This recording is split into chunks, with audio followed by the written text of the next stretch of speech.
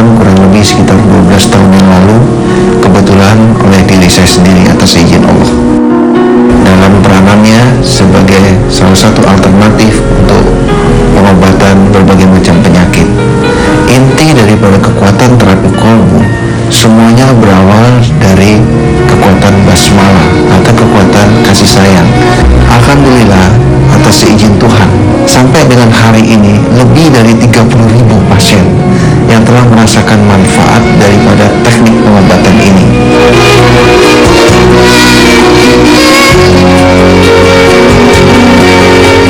Saya sakit kepala sebelah kanan. Kalau saya sakit kepala sebelah kanan itu diikuti dengan emosi yang tinggi dan jerawat yang besar-besar. Saya sering minum obat-obatan sakit kepala. Lalu saya datang ke Ustadz Sony, dibawa oleh ibu saya. Saya diterapi sebanyak 3 kali. Dari sini saya cuma dikasih minyak untuk diolesi di bagian yang sakit dan air mineral untuk minum. Saya sakit lambung sudah 3 tahun. Saya sudah ke dokter, ke rumah sakit, dikasih obat begitu, kamu lagi. Setelah saya lihat Ustadz Sony di Cek TV, saya berminat untuk menghubungi Pak Sony. Setelah saya telepon, diminta datang ke terapi kolbu. Yang pertama saya biasa-biasa aja. Terus yang kedua itu setelah pulang enak tidur, enak makan, kondisi saya lebih bagus. Dan saya terima kasih kepada Allah dan terima kasih melalui Pak Ustadz Sony. Kami tidak menggunakan obat, kami tidak menggunakan jamu, kami tidak menggunakan jarum suntik, kami juga tidak menggunakan pijat-pijat, kami tidak menggunakan ayat-ayat atau tulisan-tulisan dari agama-agama tertentu, dan kami tidak menggunakan bantuan jin. Sehingga alternatif daripada pengobatan ini boleh dikata aman dan tidak mengandung unsur musrik. Assalamualaikum warahmatullahi wabarakatuh. Selamat pagi pemirsa, apa kabar Anda hari ini? Semoga Anda dalam kondisi sehat walafiat ya. Senang sekali kita dapat berjumpa kembali dalam acara Medika Natura Terapi Kalbu. Bersama saya Marsha, selama 60 menit ke depan kita akan menguak rahasia dalam sholat dan juga memberikan solusi bagi Anda dan keluarga Anda masalah kesehatan. Namun sebelumnya tidak ada kata lain ya selain kita berduka akibat musibah yang menimpa pesawat Sukhoi kemarin. Semoga keluarga yang ditinggalkan selalu diberi ketabahan oleh Allah Subhanahu wa Ta'ala. Dan berkaitan dengan mungkin ketabahan dan juga mungkin menghilangkan stres ya Pak Ustadz Sony ya. Tema yang akan kami buka hari ini yaitu mengenai sembuh berkat doa. Sebelumnya kita sapa dulu Pak Ustadz Sony ya, sudah hadir. Assalamualaikum Pak Ustadz. Waalaikumsalam. Apa kabar hari ini Pak Ustadz? Insya Allah, alhamdulillah baik. Insya Allah, alhamdulillah baik. Dan juga sudah hadir mantan pasien yang pernah berobat ke terapi kalbu ya. Langsung saja kita sapa, ada Ibu Asih di sini. Halo Ibu Asih, apa kabar? Iya, dan hari ini hadir dengan Putri ya Ibu ya. Ada Mbak Lia, apa kabar Mbak Lia? Iya, nanti kita tentunya akan sharing dengan Ibu Asih dan juga Mbak Lia di sini mengenai penyakit yang pernah diderita Ibu Asih, itu ada MAH kronis ya Ibu ya. Nah, boleh nanti juga pemirsa yang mungkin ingin bertanya-tanya langsung di sini silakan saja hubungi 0215155111. Namun sebelumnya mungkin kita langsung buka saja nih tema yang kami angkat hari ini, yaitu mengenai sembuh berkat doa. Nah, Pak Ustadz Sani, ini sebenarnya apa sih korelasinya antara kesembuhan dengan doa dan mungkin dengan terapi kalbu sendiri, ini apa kaitannya? Silakan. Ya, terima kasih Mas ya. Assalamualaikum warahmatullahi wabarakatuh. Para pemirsa JAK TV yang dimuliakan oleh Allah dan berbahagia. Para pemirsa, pada kesempatan pagi hari ini kita menghadirkan tema kita, yaitu sembuh berkat doa. Namun perlu saya garis bawahi sedikit bahwa ini hanya sebuah judul. Pada akhirnya yang bisa memberikan kesembuhan hanya Allah. Lewat doa itulah kita bermohon kepada Allah. Para pemirsa JAK TV yang berbahagia, saya pikir kalau kita umat beragama pasti tidak akan terlepas dari yang namanya doa. Namun timbul pertanyaan pada diri kita, doa seperti apa sih sebenarnya yang biasanya sering diijabah oleh pemilik alam jagat raya ini? Sebab saya pikir kita dalam kehidupan kita yang sangat kompleks ini, kadang-kadang ada beberapa persoalan-persoalan hidup yang tidak bisa diatasi lagi dengan kekuatan kita sebagai manusia biasa yang penuh dengan kekurangan. Namun kita perlu meminta bantuan kepada pemilik kita semua, kepada Sang Pencipta alam jagat raya ini lewat media doa. Adapun apa dan bagaimana doanya yang sebaiknya dilakukan, insya Allah sebentar lagi mungkin akan kita jelaskan pada penjelasan-penjelasan yang berikutnya. Baik Pak Ustadz Sani. Nah, kalau misalkan kaitannya dengan terapi kalbu sendiri, nah ini apakah memang doa itu selalu menjadi peranan penting di dalam terapi kalbu itu? Iya, terima kasih. Para pemirsa JAK TV yang berbahagia, terapi kalbu kenapa diberikan judul terapi kalbu? Karena memang banyak mengandalkan kekuatan kalbu. Baik, nanti mungkin kita akan lanjutkan lagi ya Pak Ustadz Sani setelah yang ada mau lewat berikut ini. Jadi pemirsa jangan kemana-mana, tetap bersama kami dalam Medika Natura Terapi Kalbu.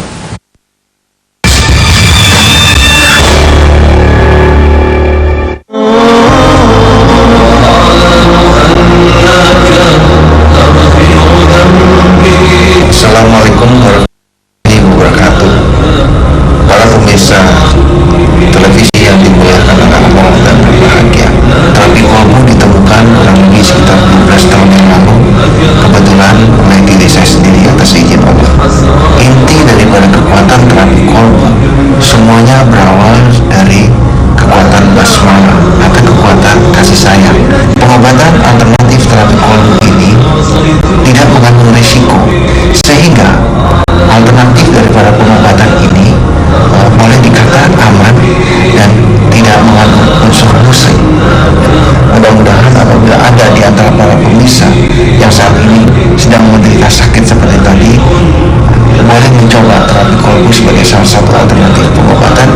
Selamat mencoba dan Assalamualaikum warahmatullahi wabarakatuh.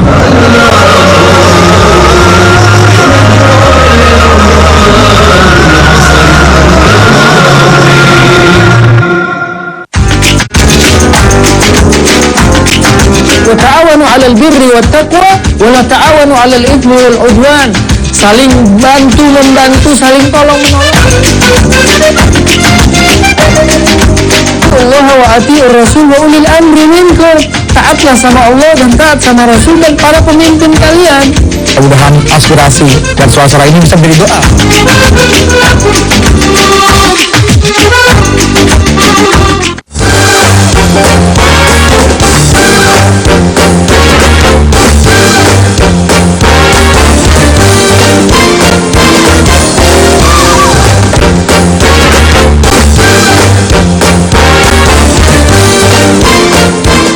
Tunggu kami ya.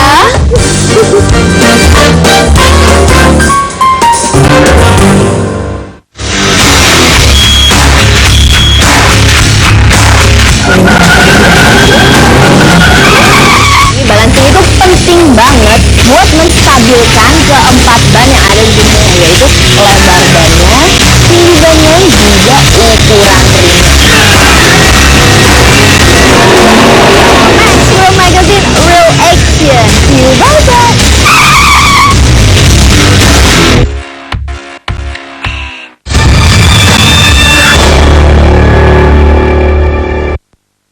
Ya pemirsa, bagi Anda yang ingin berkonsultasi langsung di sini untuk mendapatkan solusi masalah kesehatan mungkin Anda atau mungkin keluarga Anda, ibu, bapak ataupun saudara ya, silakan hubungi saja 0215155111. Atau jika Anda penasaran nih mengenai terapi kalbu itu seperti apa, bisa dicek di website kami di www.paroso-indonesia.org.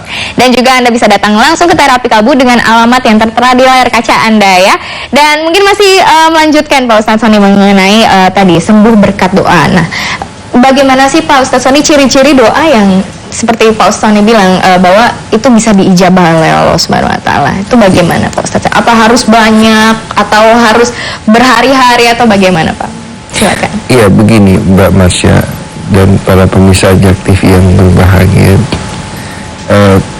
Ternyata berdasarkan pengalaman kita yang ada di terapi kolbu,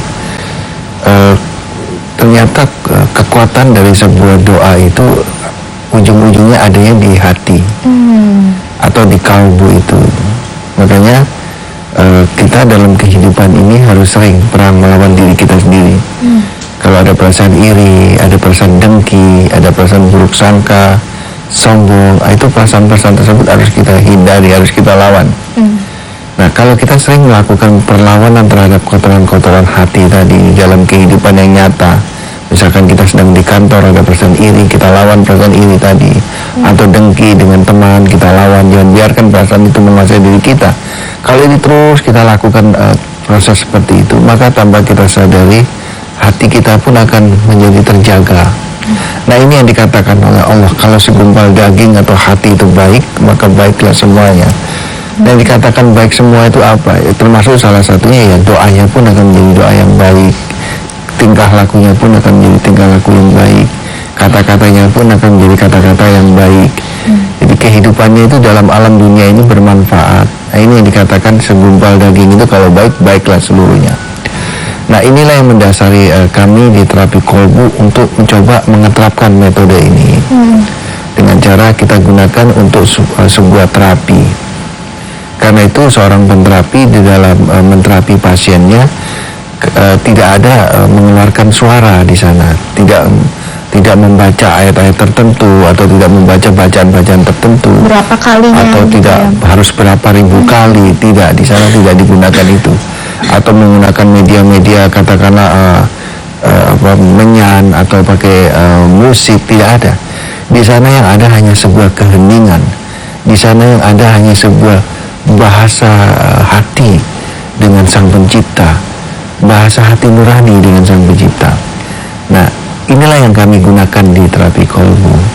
Nah, ternyata para pemirsa, berdasarkan apa yang kita alami, ternyata luar biasa sekali. Apa yang dikatakan oleh Allah itu betul-betul tidak bohong. Jadi betul-betul terjadi dan betul-betul realitas, betul-betul nyata apa yang dikatakan oleh Allah. Di mana Allah pernah berkata kepada Rasulullah, katakan ya Muhammad, bahwa sesungguhnya aku ini sangat dekat. Aku lebih dekat dari urat leher. Jadi kalau saya boleh katakan sesuatu yang lebih dekat dari urat leher ini, saya pikir kalau kita ingin berbicara, itu kan sesuatu mau keluar dari urat leher kita. Kita mau berbicara. Nah, ini lebih dekat dari suara itu, lebih dekat dari urat leher. Kalau itu berarti ada di mana? Adanya di hati. Kenapa? Karena sesuatu yang ingin kita bicarakan biasanya keluar dari hati nurani kita dulu. Nah, di sanalah Allah mengatakan, aku ada di sana, aku lebih dekat dari urat leher. Nah, karena Allah mengatakan seperti itu, nah disinilah metode terapi kolbu berusaha melakukan komunikasi dengan Sang Pencipta di situ, di Baitullah tadi, di sesuatu yang lebih dekat dari urat leher tadi. Nah, ternyata komunikasi batin di sana luar biasa sekali. Saya pikir inilah yang kita terapkan di terapi kolbu. Kenapa ini mendasari? Karena begini para pemirsa, kembali lagi pada penjelasan awal, bahwa kita dalam kehidupan ini ternyata banyak sekali persoalan-persoalan dalam hidup ini yang kita sudah berusaha secara kemampuan manusia, secara kemampuan sains, secara kemampuan teknologi, secara kemampuan kita berpikir, ternyata ada batasnya kemampuan-kemampuan tadi. Nah, kita perlu sebuah kemampuan yang di luar batas, yaitu kemampuan apa? Kemampuan Sang Pencipta yang hanya bisa kita minta lewat kemampuan doa tadi. Nah, agar kita supaya bisa cepat diijabah tadi, kita harus tahu di mana menjumpai Sang Pencipta tadi. Ternyata itu yang dikatakan oleh Allah kepada Rasul. Katakan ya Muhammad, bahwa sesungguhnya aku sangat dekat dan aku lebih dekat dari urat leher. Mudah-mudahan ini bisa jadi ilustrasi dan masukan bagi kita bersama. Iya, baik, terima kasih Pak Ustadz Sony, ini penjabarannya sangat luar biasa ya. Ibu, di sini kita juga tergugah gitu ya untuk terus membersihkan hati istilahnya untuk agar doa kita juga bisa diijabah ya sebaik-baiknya ya. Amin, amin. Amin ya rabbal alamin. Dan pemirsa, setelah ini kita akan ngobrol-ngobrol dengan Ibu Asi dan juga Mbak Lia. Jadi jangan kemana-mana, tetap bersama kami dalam Medika Natura Terapi Kalbu.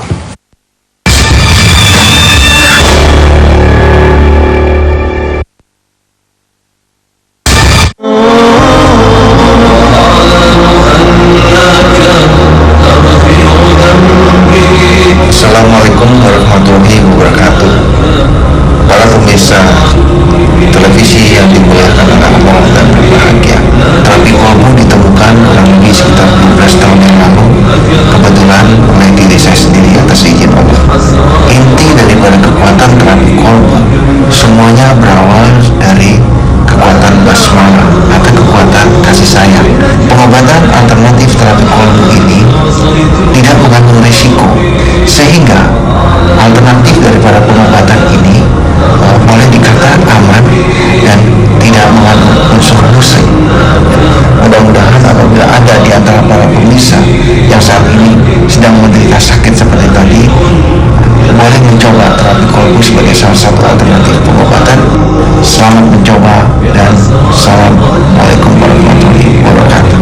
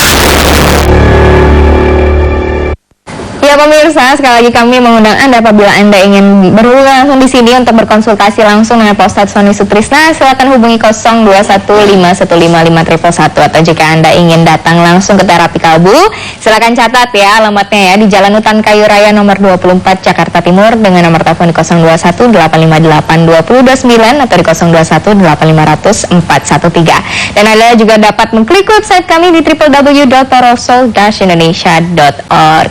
Baik, langsung saja nih kita sharing dengan Ibu Asi dan Mbak Lia di sini. Ibu Asi dulu ya.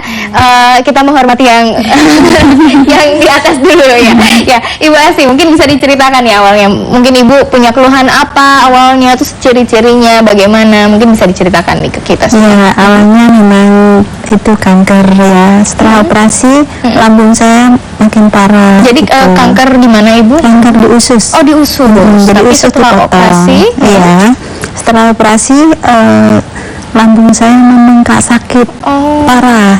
Setiap makan keluar terus Setiap makan gitu. keluar ya. Itu dalam kurun waktu berapa lama Ibu rasakan untuk yang lambungnya sendiri? Mungkin ada 2 bulanan. 2 bulanan ya. Sekitar 2 bulanan ya. Itu Ibu sempat mungkin kontrol untuk mengecek itu kena penyakit apa, terus pernah mengasuh Ya itu setelah operasi kan lama nggak makan, diinfus terus, mungkin kaget itu diisi makanan gitu ya. Jadi nggak terima, balik terus, sakit bengkak gitu. Setelah itu saya lanjutkan berobat sama Bapak Sony. Oh, Ustadz ya. Nah, waktu itu referensi dari mana nih Ibu mendapatkan informasi mengenai? Saya dikasih tahu teman itu. Teman saya pernah berobat sama Pak Ustadz. Begitu ya. Terus sembuh, katanya bagus, ya saya ajak ke sini. Karena Ibu mungkin juga saya nggak pingin masuk obat-obatan lagi ya, Ibu ya. Saya rasanya bosan sampai minum obat terus gitu ya. Jadinya ya itu alhamdulillah ya berkat Allah juga ya. Saya rasakan setelah berobat sama Bapak Sony semuanya jadi membaik. Alhamdulillah ya Ibu ya. Nah, kalau boleh cerita nih Bu, waktu ke Pak Ustadz Sony waktu itu terapi berapa kali totalnya? Sudah waktu sembuhnya itu 4 kali. 4 kali ya. Nah, Ibu terapi keberapa ya? Mungkin merasakan kok rasanya jauh lebih mendingan, terus juga mungkin makin lama makin membaik jadinya.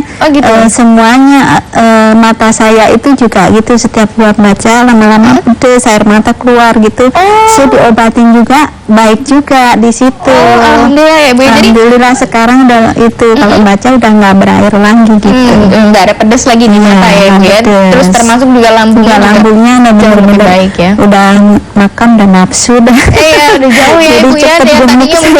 Yang tadinya harus infus tiap hari, terus ada obat-obatan mungkin harus diminum untuk mengurangi sakit di lambungnya ya. Nah terus mungkin ada nggak Bu kalau misalnya orang sakit pada mah itu kan biasanya ada pantangan-pantangannya ya, kita semua tahu. Waktu itu yang diharuskan atau dianjurkan oleh Pak Ustadz Sonia adalah apa? Tidak boleh makan ini, tidak boleh makan gorengan, kacang-kacangan itu nggak boleh ya. Ibu mengurangi ya Bu ya? Kurangi. Susah Bu waktu itu untuk mencoba?